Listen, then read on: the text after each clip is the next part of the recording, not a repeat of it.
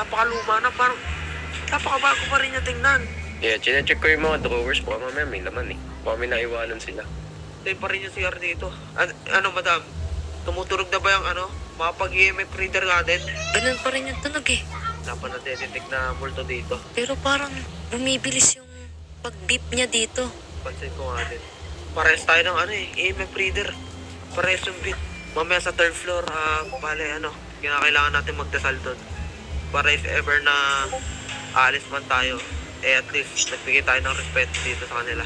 Tara, third floor. Kailangan na natin puntahan to. Tandaan lang ulit guys. Ayun,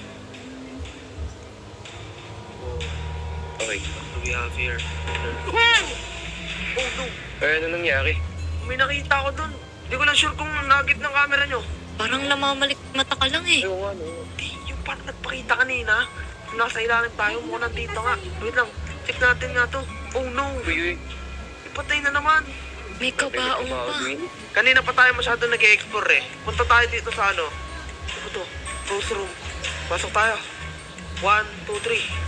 Wait lang. Set up tayo dito. Upo tayo dito guys. Upo. Kaya guys, pinaupo ko kayo para gamitin natin tong walkie-talkie natin. Handa na ba yung walkie-talkie nyo? Handa na din yung akin.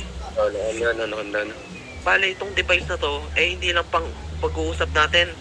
Nakadetect din to ng mga, alam mo na, spiritual, mga sinasabi ng mga multo. So, try natin makipag-communicate sa kanila. Nandito po kami para mag-explore lang. Hindi po kami dito para manggulo. Pasensya na po. Kung may tao man dito or kung sino man, magbigay kayo ng